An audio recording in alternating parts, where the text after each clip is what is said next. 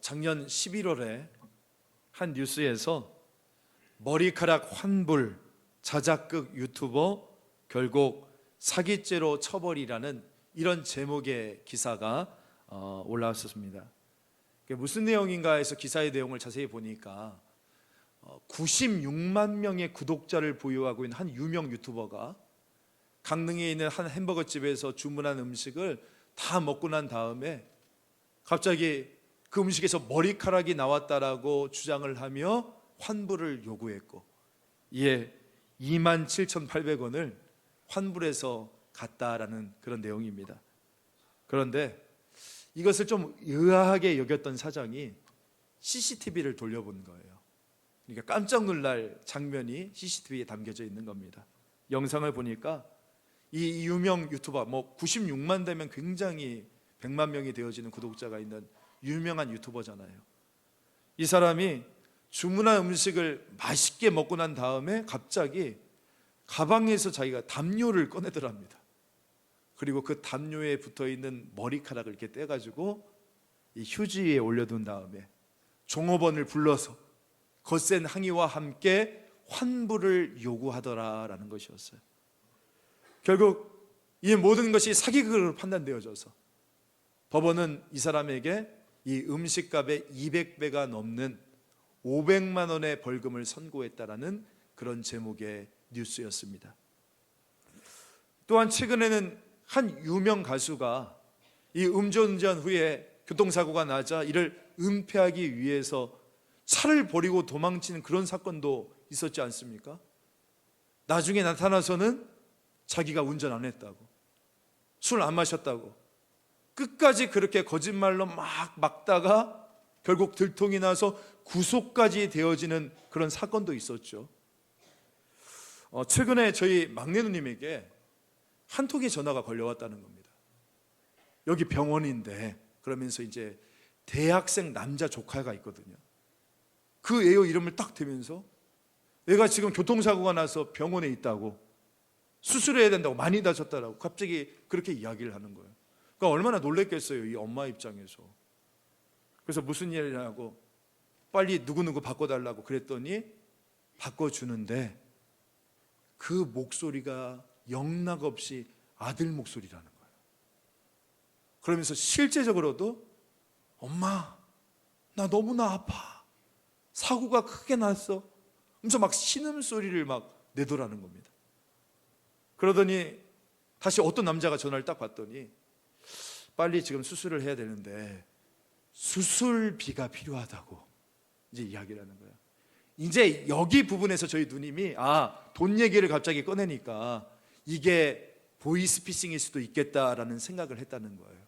근데 실제로 알아보니까 여러분 요즘에는요, 이 목소리 있잖아요, 자녀 목소리라고 하는 거, 이거 AI가 그대로 그 목소리를 복사를 해가지고 카피를 해서 똑같이 말한답니다, 자녀 목소리와. 그래서 이게 신종 보이스피싱 수법이라고 이야기를 해요. 여러분, 요즘 이 세상을 지배하고 있는 영은 단연코 거짓의 영입니다. 이 거짓의 아비인 이 사단의 영이 지금 이 세상을 장악하고 있어요. 그래서 사기, 횡령, 배임, 무고, 여러분 이런 것들이 너무나 자연스러운 이 시대의 모습이 되어진 겁니다. 왜요? 이 세상을 주도하고 있는 세력이 바로 누구니까? 사단이기 때문인 것입니다. 그래서 사회를 보십시오. 사회의 지위고하를 막론하고 이 거짓의 영이 이 사회를 뒤덮고 있단 말이에요. 여러분 정치인들 한번 보십시오. 아니 국회에 나와서도 그렇게 뻔뻔히 거짓말 하지 않습니까? 얼굴 하나 안 바뀌고 증거가 다 있는데도 대단하죠, 여러분. 제가 아는 한 변호사가 이런 이야기를 하더라고요. 목사님, 그게 진실인지 아닌지는 크게 중요하지 않습니다. 그걸 진실로 만들어낼 수 있는 힘이 있느냐가 중요합니다. 그런 이야기를 하더라고요. 여러분 이게 비단 이 사회와 이 세상의 모습일 뿐이겠습니까? 교회는 어떻습니까? 그렇게 신령한 하늘의 은사를 받았다라고 말씀하시는 그 자랑하는 권사님이, 그렇게 기도 많이 한다는 장로님이 얼마나 얼렁뚱땅 둘러대기를 좋아하고 거짓말이 그렇게 자연스럽게 튀어나옵니까? 얼마 전에 강서구에 있는 한 대형교회 담임 목사가, 같은 목회자로서 굉장히 가슴 아픈 이야기지만, 여성 교인과 무인텔에 간 것이 현장에서 그 교인들에 의해서 발각이 되어진 겁니다. 현 통합 총회장이라는 분이 그런 거예요. 굉장히 충격적인 사건이었죠. 근데 더 기가 막힌 것은 무엇이냐면, 현장에서 붙잡힌 그분에게서 가장 처음 나왔던 반응이 뭔지 아세요? 그 말부터인 거예요. 나는 모텔 주차장에서 단지 상담했을 뿐이라고. 그런 거짓말을, 그러니까 회개가 아니라 거짓말을 그 자리에서 자연스럽게 이야기를 하는 거예요. 저는 이 말이 더욱 저의 가슴을 아프게 했습니다. 작년에 한국교회 신뢰도를 조사해 봤더니 늘 그랬던 것처럼 3대 종교 중에 기독교가 꼴찌를 기록했다라고 하더군요. 그것도 현저한 차이로 3등을 차지했대요. 18%만이 기독교인을 신뢰한다라고 답을 했습니다. 근데 이것도 조금 더 자세히 들여다보니까 이 조사는 믿는 사람을 포함했던 조사였어요. 그러니까 비신자만 따져서 조사를 해보니까 단지 8.8%만이 기독교인을 신뢰한다라고 답을 했습니다. 여러분, 우리가 예배를 덜 드려서일까요? 아니면 우리가 기도를 빡세게 하지 않았기 때문인 것입니까? 아니죠. 우리의 삶이 무너졌기 때문인 겁니다. 예수 믿는 사람들이 이렇게 많이 있는데, 여러분 남산만 올라가서 한번 보십시오. 세상에 있는 십자가는 다 들이부은 것처럼 수많은 십자가들이 세워져 있는데, 이 서울 시내에 왜 기독교인들이 너희는 그 기독교인에 걸맞는 그런 구별된 삶의 모습을 살지 못하느냐? 지금 이것에 대한 도전을 주고 있는 것입니다. 여러분, 사도행전 19장에 보면 에베소 교회가 나옵니다. 도시 에베소에 거대한 부흥이 일어나기 시작했어요. 어느 정도였냐면, 바울이 땀 닦았던 손수건 있지 않습니까? 그 손수건을 가져다가 병자에게 얹어 놓으니까 그 병이 낫는 기적이 일어날 정도로 놀라운 부흥이 일어난 거예요. 교회가 세워졌던 AD 55년부터 57년까지, 그러니까 바울이 머물렀던 그 3년이라는 시간 동안에 이 에베소 도시 가운데 기적이 일어나고 말씀이 흥황하고 사람들이 회심하는 놀라운 부흥의 역사가 임했던 것입니다. 그리고 지금 바울이 이 에베소서라는 편지를 쓰고 있던 시점은 AD 61년, 그러니까 바울이 에베소를 떠난 지 한 3년, 4년 정도가 지났던 시점입니다.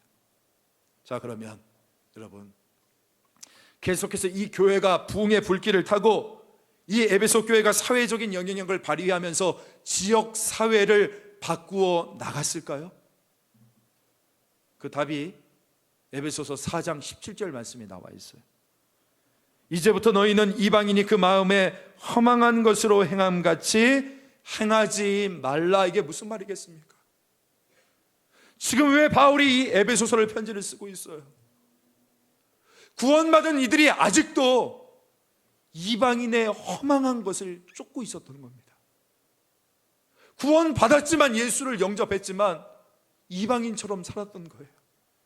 세상 사람들과 아무런 구별이 없는 그런 삶의 모습을 살고 있었던 겁니다. 그래서 교회는 점점 신뢰를 잃어가면서 정말 맥을 못 추면서 부흥의 불길이 꺼져가게 되었다니까요. 그래서 바울은요, 마치 초신자들에게 편지 쓰듯이 지금 오늘 이 편지를 쓰고 있는 것입니다. 우리 지난번에 다 살펴봤잖아요. 여러분, 우리는 이미 새로워진 사람들입니다. 예수 그리스도의 그 보혈의 피로, 그분의 희생과 대속으로 우리는 이미 새로워졌습니다. 그러니 옛사람의 구습의 옷을 다 벗어버리고 이제는 새 사람의 옷을 입어야 됩니다. 바로 이렇게 구체적으로 지금 그렇게 말씀을 하고 있는 것입니다. 그리고 이제 구체적으로, 그렇다면 새 사람을 입는다는 것이 무엇을 말하는 것인가? 이제 새 사람의 옷을 입어야 된다고 했잖아요. 바로 이 부분에 대한 구체적인 실천 사항들을 아주 디테일하게 설명해 주고 있는 본문이 오늘 우리가 읽었던 이 부분입니다.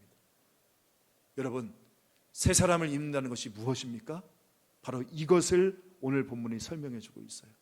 우리 한번 25절부터 28절까지만 같이 한번 읽어볼까요?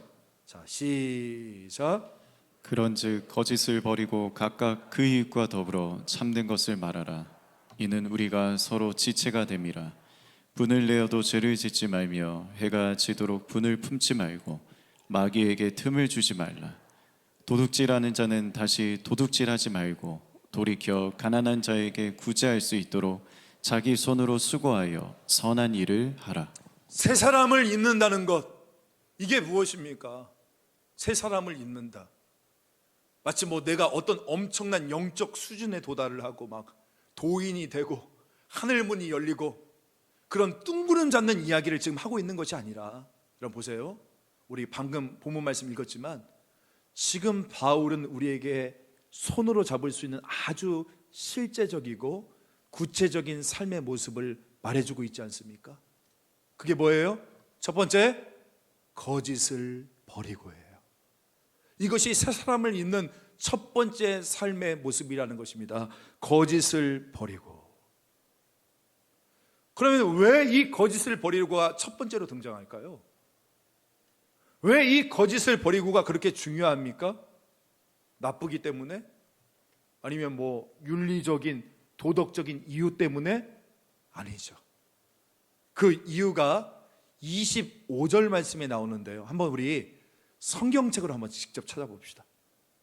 여러분 성경책 보시면 25절 한번 보세요. 거기에 각각이라는 단어 앞에 작은 글씨로 기억이라고 이렇게 써 있을 겁니다. 써 있어요? 찾으셨어요? 기억이라고. 숫자 기억, 니은, 디귿 할 때 기억. 혹시 없으신 분 계시면 돈 좀 보태가지고 성경책 좋은 거 사세요. 기억 있어요 보시면. 이게 무슨 말이냐? 각주가 달렸다는 말입니다. 그리고 그것을 따라서 밑으로 내려와 보면 작은 글씨로 기억 써 있는 부분에 뭐라고 써 있습니까? 스가랴 8장 16절이라고 써 있어요. 이것은 구약을 인용한 구절이라는 겁니다. 그럼 우리 스가랴 8장 16절 같이 한번 읽어볼까요? 화면 보시고 시작. 너희가 행할 일은 이러하니라. 너희는 이웃과 더불어 진리를 말하며 너희 성문에서 진실하고 화평한 재판을 베풀고. 여러분, 이스라엘이 망한 이유가 뭔지 아세요? 이스라엘이 망한 이유?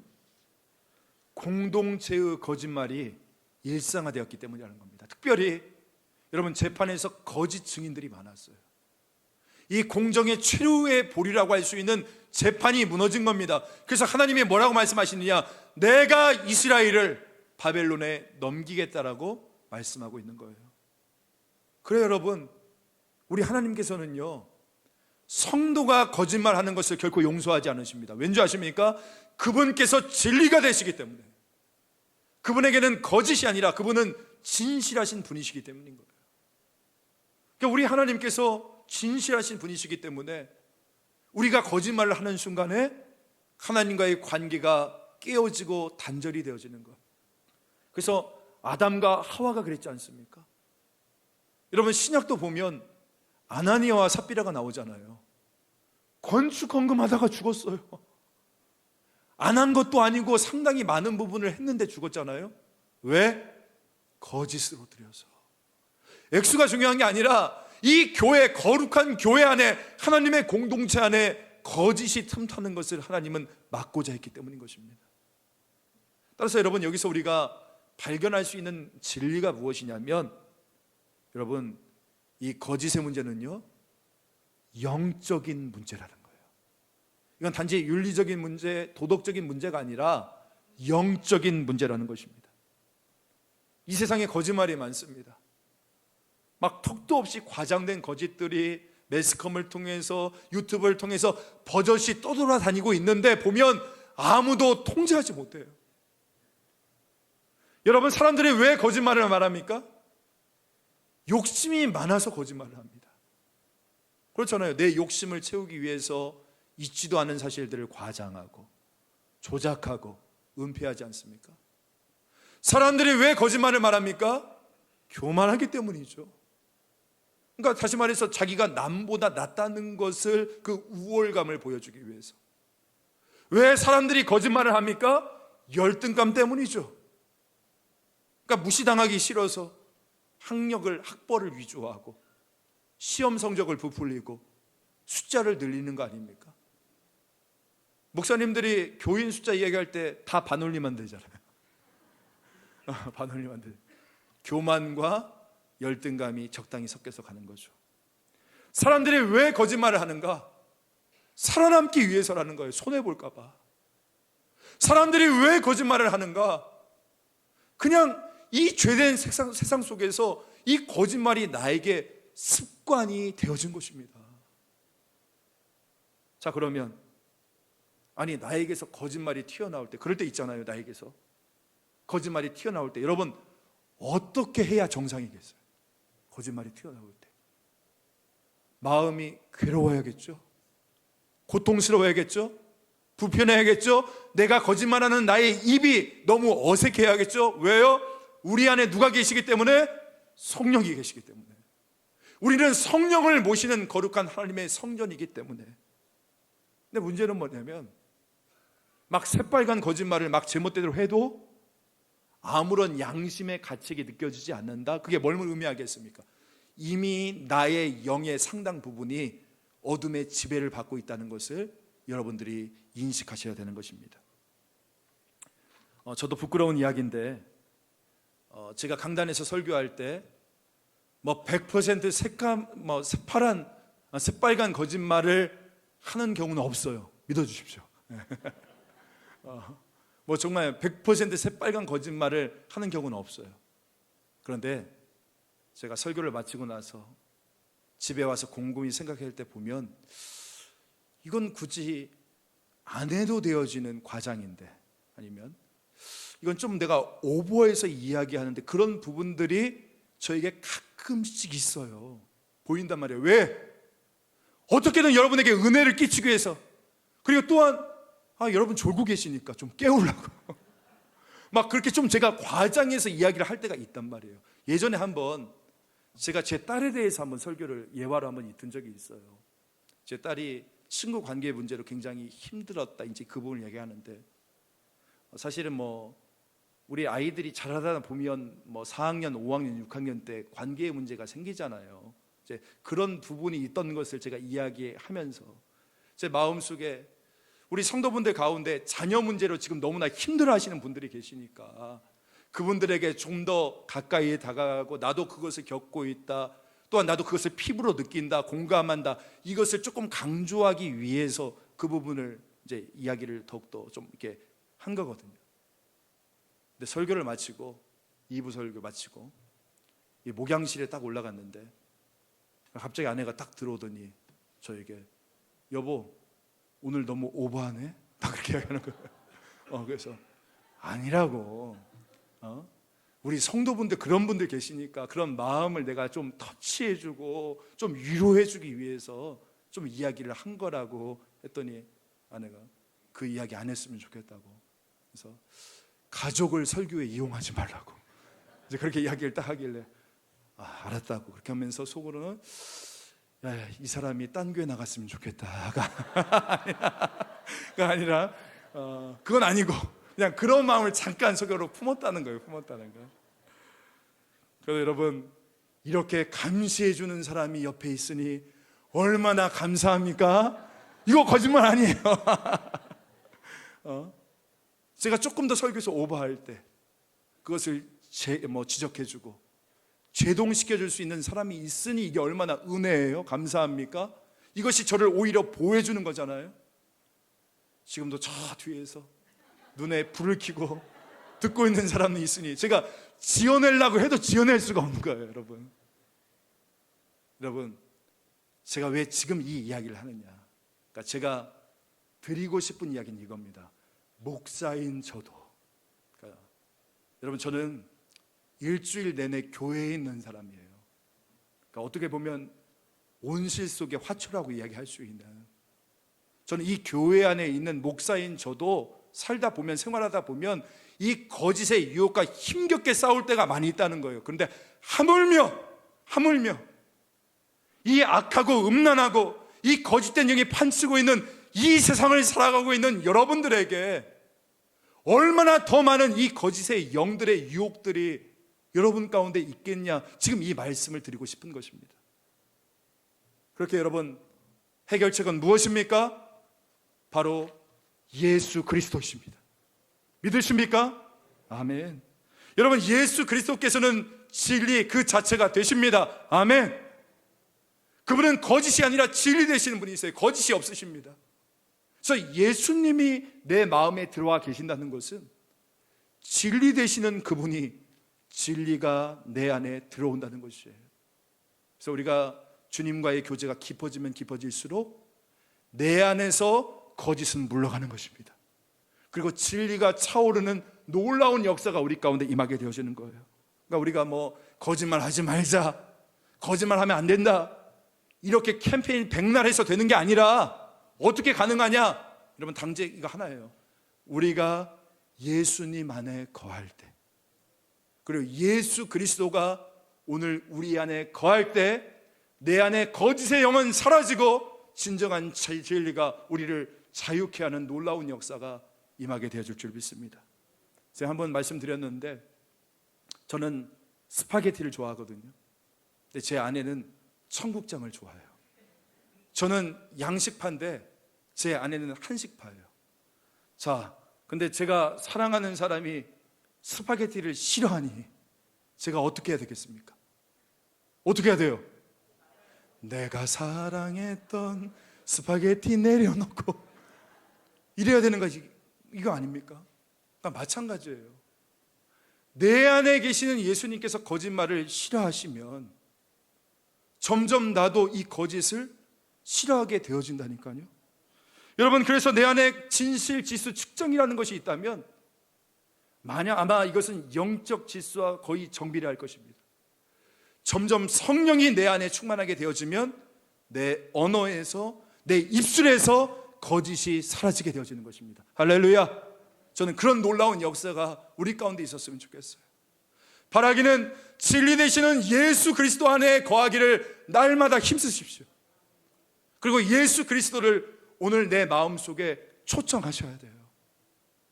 그러기 위해서는 우리가 아침마다 일어나서 무엇으로 하루를 시작해야 될까요? 무엇으로? 하나님의 말씀으로요. 여러분, 큐티하십시오. 새벽만나 들으십시오. 붙잡으십시오. 그리고 성경 말씀 암송하십시오. 그럴 때 저는 믿습니다. 내 안에 계시는 이 성령의 강물이 오늘 나의 거짓된 모든 마음들을 깨끗이 씻어주실 줄 믿습니다. 그 놀라운 역사를 누릴 수 있는 저와 여러분 될 수 있기를 예수님의 이름으로 축복합니다. 아멘. 세 사람을 입는 일이 첫 번째로 거짓을 버리고 진리이신 예수를 내 안에 모시는 것이다 라고 이야기를 한다면, 두 번째는 분노를 조절하는 것입니다.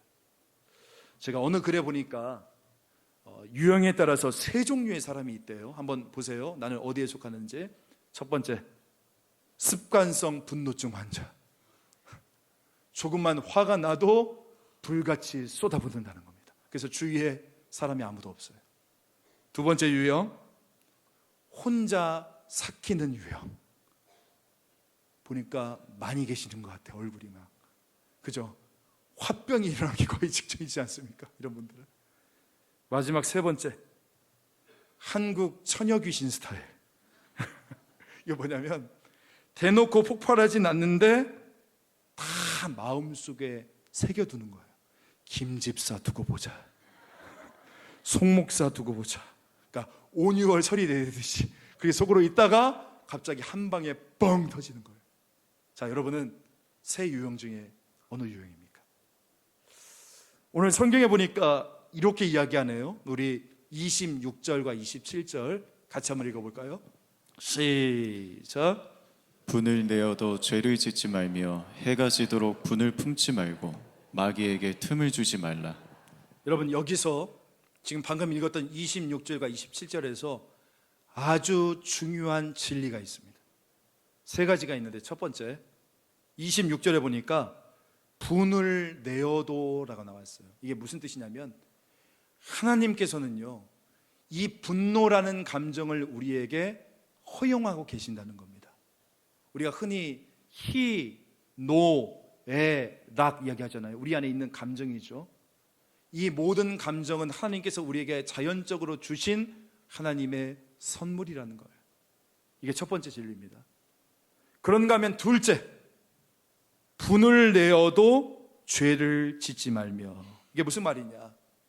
그러니까 아무리 하나님께서 이 분노라는 감정을 허용하셨지만 우리는 이 분노를 조절할 줄 알아야 된다는 것입니다. 분노를 조절할 줄 알아야 된다. 그리고 마지막 셋째, 마귀에게 틈을 주지 말라. 그러니까 이 자연스러운 본능인 분노라는 감정이 뭐가 될 수 있다는 거예요? 마귀에게 틈, 그러니까 영적인 문제로 변질되어질 수 있다는 겁니다. 여러분, 제가 26절 말씀을 보니까 이 분이라는 단어가 두 번 나오더라고요. 여러분 한번 26절 보세요. 분을 내어도, 첫 번째 분 나오죠.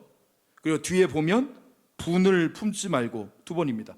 이게 한글 성경에서는 같은 말로 쓰였는데 헬라어 원어 성경을 보니까 이게 각각 다른 단어로 쓰였더라고요. 먼저 첫 번째 분, 그죠? 분을 내어도. 여러분, 이것은 헬라어 오르게라는 단어로 쓰였습니다. 오르게. 그래서 제가 신학교 때 이거 어떻게 외웠는지 아세요? 혈압이 오르게 하는 일, 오르게.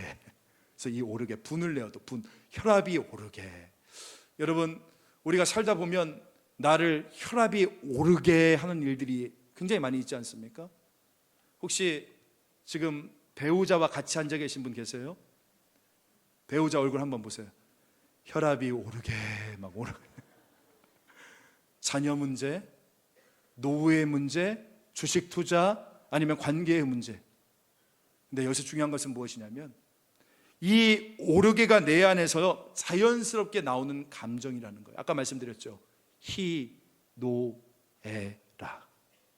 그러니까 다윗이 골리앗을 보고 품었던 거룩한 분노, 의분, 이것도 오르게죠. 그러니까 아주 자연스러운 감정이라는 거예요. 분노는요, 하나님께서 나에게 주신 아주 자연스럽게 나올 수 있는 감정인 겁니다. 그런데 두 번째가 중요해요. 이 두 번째 분, 본문에 보니까 분을 품지 말고, 이 단어가 파로르기스모라는 단어로 쓰였습니다.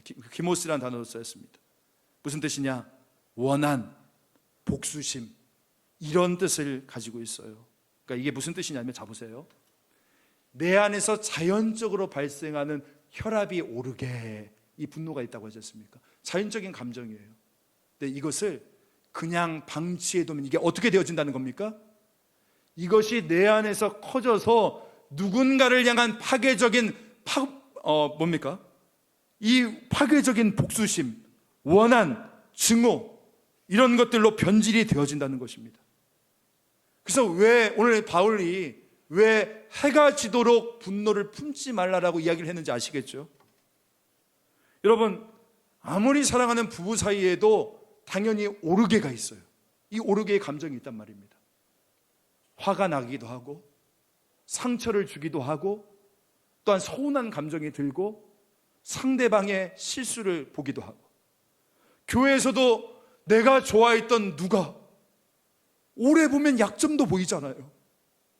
그 사람에 대한 서운한 감정들도 생기잖아요. 근데 지금 바울이 뭐라고 이야기하냐면, 이렇게 자연적으로 생겨난 감정인 이런 오르게를 여러분이 그대로 방치해 두면 그것이 누군가를 파괴하는 바로 원한, 복수, 증오로 변질되어진다는 것입니다. 그래서 존 에디라고 하는 주석가가, 신학가가 에베소서 주석에서 이런 말을 했어요. 분노의 날은 화해의 날이 되어야 한다. 한번 따라해 볼까요? 분노의 날은 화해의 날이 되어야 한다. 무슨 말인지 알겠죠? 내 안에서 자연적으로 분노가 일 수도 있단 말이에요. 그런데 그 분노를 표출했던 그 날은 반드시 어떤 날이 되어야 된다? 화해의 날이 되어야 된다는 겁니다. 신학자 유진 피터슨이 이렇게 말을 했더군요. 이 부분에 대해서. 화가 나면 화를 내십시오. 화내는 것 자체는 괜찮습니다. 그러나 화를 연료로 삼아 복수심을 불태워서는 안 됩니다. 화난 채로 오래 있지 마십시오. 화난 채로 잠에 들지 마십시오. 마귀에게 거점을 내어줍니다. 여러분, 마귀에게 뭘 내어준다고요? 거점을 내어준대요. 오늘 본문에 보니까 마귀에게 틈을 내어준다라고 이야기하고 있어요. 그러니까 우리가 왜 분노를 가슴속에 오래 품고 있으면 안 되냐면, 마귀가요 그 틈을 통해서 우리 가운데 역사한다는 겁니다. 2020년 4월에 이 경남 양산시에 있는 고층 아파트에서 외줄타기 청소부가 아파트 외벽 청소를 하고 있었습니다. 그런데 음악을 틀고 이 작업을 하고 있었어요. 그러자 어떤 층의 어떤 청년이 시끄럽다, 음악 꺼라, 그렇게 이야기를 한 겁니다. 근데 이 사람이 음악을 끄지 않았어요. 그러자 이 청년이 그 분노를 참지 못하고 옥상으로 올라갔습니다. 그리고 그만 그 밧줄을 끊어버렸어요. 그래서 한 사람은 죽었고 한 사람은 감옥에 가게 되었습니다. 여러분, 우리가 살다 보면 우리 주위에서 정상적인 사람이라면 이해할 수 없는 그런 일들이 우리 가운데서 발생하잖아요. 왜 그렇습니까? 내 안에 분노가 쌓여서 마귀에게 거점을 내어주기 때문인 겁니다. 여러분, 물론 우리가 살다 보면 내 안에 의로운 분노도 생길 때가 있어요. 그렇죠? 제가 앞서 말씀드렸던 것처럼 목회자의 윤리적인 타락을 보면서, 내가 평소에 느꼈던 교회의 부조리에 대해서, 이 사회와 정치의 타락과 부패를 보면서, 직장 내의 차별에 대해서. 근데 여러분, 잊지 마십시오. 이런 의로운 분노를 할지라도 여러분, 항상 조심히 다뤄야 된다는 겁니다. 왜?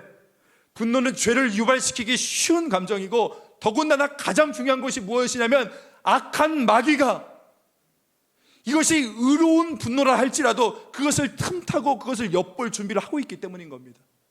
어떤 분이 그런 이야기 하더라고요. 예수님은 분노하셨잖아요. 예수님은 성전에서 그 거룩한 분노를 표출하셨잖아요. 물론 예수님이니까.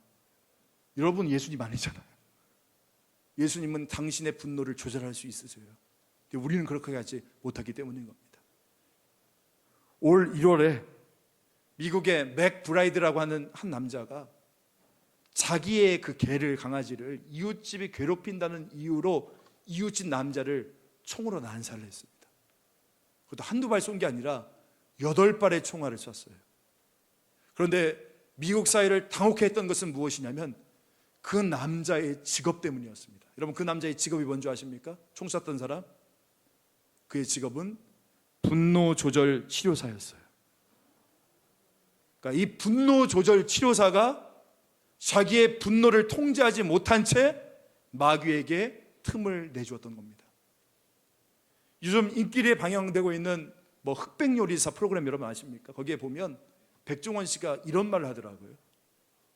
요리할 때 물론 재료도 중요하지만 가장 중요한 것은 바로 불 조절입니다. 적당히 끓었을 때 불을 끌 줄 알아야 됩니다. 이 요리가 되었다고 생각하면 불을 낮춰야 됩니다. 안 그러면 다 태워 먹습니다. 여러분, 마찬가지예요. 내 안에 분노의 불길을 조절할 수 있어야 됩니다. 어떻게 해요? 어떻게 이 분노를 조절할 수 있습니까?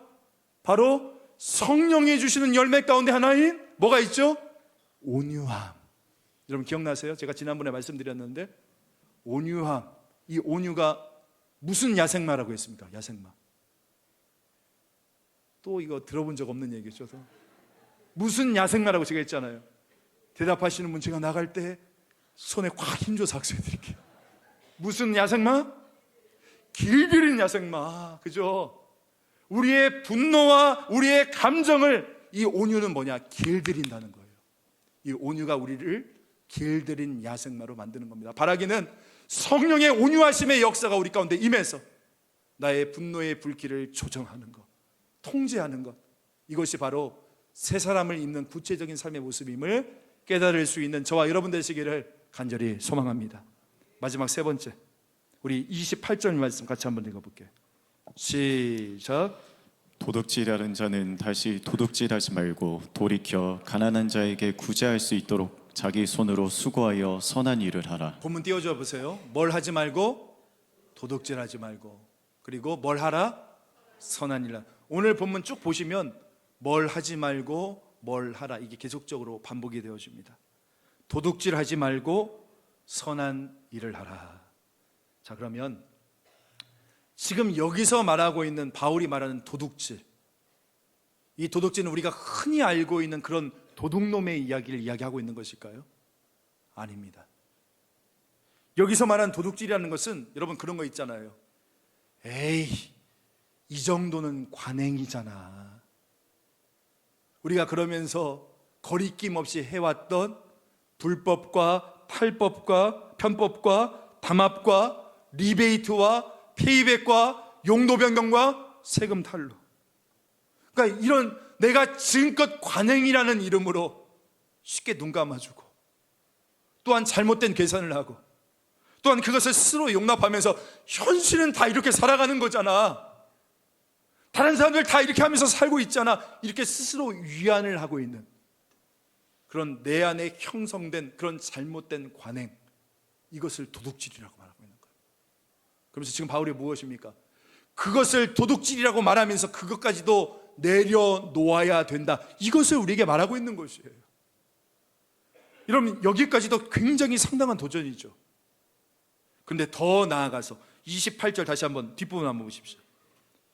가난한 자에게 구제할 수 있도록 자기 손으로 수고하여 선한 일을 하라. 도둑질을 그만해라, 여기서 그치는 게 아니에요. 뭐라고 말합니까? 자기 손으로 수고, 그러니까 열심히 일을 해라 하면서 그 노동의 목적을 이야기해 주는데, 그 이유가 뭐라고요? 가난한 자를 구제하기 위해서 여기까지 나가고 있다는 겁니다. 사랑하는 성도 여러분, 하나님의 뜻이 뭔지 아십니까? 우리를, 저와 여러분을 하나님의 자녀로 삼아주신 하나님의 뜻이 있어요. 그 뜻이 뭔지 아십니까? 하나님의 뜻은 오늘도 이 땅에서 정말 정직하게 살아가는 저와 여러분에게 하나님은 많은 축복을 베풀어 주셔서 그 축복이 여러분 주위를 흘러가게 되어지는 것을 하나님이 원하신다는 것입니다. 제가 지난주에 말씀드렸잖아요. 하나님은 저와 여러분을 축복의 통로로 삼기를 원하신다고요. 중요한 것은 그걸 위해서 저와 여러분이 결단하시는 거예요. 결심하시는 겁니다. 내 인생의 목적, 나 혼자 잘 먹고 잘 사는 것이 아니다. 예수님께서도 오병이어의 기적을 통해 5,000명을 먹이시고 12광주리를 남겼듯이, 요셉을 통해서 애굽만 이 흉년을 넘기게 하신 것이 아니라 주변의 모든 나라들을 살려냈듯이 하나님께서는 나를 통해 내 주위를 살리시기를 원하신다, 이것을 깨닫는 겁니다. 여러분, 노동의 목적이 뭔지 아십니까? 여러분이 일하는 이유가 뭔지 아세요? 바로 여러분이 축복의 통로가 되어 여러분이 살리는 사람들 되어지길 원하시기 때문인 거예요. 여러분, 저는 오늘 이 말씀을 보면서 이런 마음이 생기더라고요. 우리 염장중앙교회가, 그리고 저와 여러분이 이웃을 살리는 사람이 되었으면 좋겠다. 그리고 나눌 줄 아는, 나눔을 아는 사람들이 되었으면 좋겠다. 그래서 오직 복음으로 이 염창동을, 이 강서구를 감동시키는 교회, 감동시키는 성도들이 되었으면 좋겠다, 이런 기도의 제목이 제 안에서 튀어나왔습니다. 이런 말씀을 정리할게요. 오늘 저와 여러분은요, 예수님의 거룩한 피로 거듭난 사람들입니다. 이제부터는요, 내가 아무렇게나 살아도 되는 사람들이 아닌 거예요. 여러분, 첫 번째, 내 안에 있는 거짓을 버려야 합니다. 그리고 진리이신 예수 그리스도, 그분의 말씀으로 나를 채우십시오. 그리고 혹시 여러분 내 마음속에 분노의 불길이 자리 잡고 있습니까? 그러면 온유라는 성령의 열매로 통제하셔야 됩니다. 그리고 마지막으로 세상을 감동시킬 수 있는 그런 거룩한 하나님의 백성들 되어지길 간절히 소망합니다. 그런데 이게 어떻게 가능해요? 내 의지로? 내 결단으로? 내 수고로? 아니죠. 우리 마지막으로 우리 23절 앞으로 돌아가서 같이 한번 읽어볼까요? 저와 같이. 자, 시작. 오직 너희의 심령이 새롭게 돼요. 이건 내가 할 수 있는 게 아니라는 거예요. 오직 성령께서 내 생각과 심령을 새롭게 해주실 때 이 놀라운 이 새 사람을 입는 자의 삶이 우리 가운데 펼쳐진다는 겁니다. 여러분, 오늘 간구합시다. 성령이시여, 오늘 내 마음속에 찾아와 주셔서 나를 새롭게 하여 주시옵소서. 내 마음을 새롭게 하여 주시고 나의 상한 감정과 마음들을 치유하여 주셔서 오늘 우리가 이 새로운 사람, 새 사람의 삶을 살아갈 수 있는 힘과 능력과 지혜와 무엇보다 성령 충만을 허락하여 주시옵소서. 우리 같이 기도하며 나갈 수 있는 저와 여러분 될 수 있기를 주 예수님의 이름으로 간절히 축복합니다.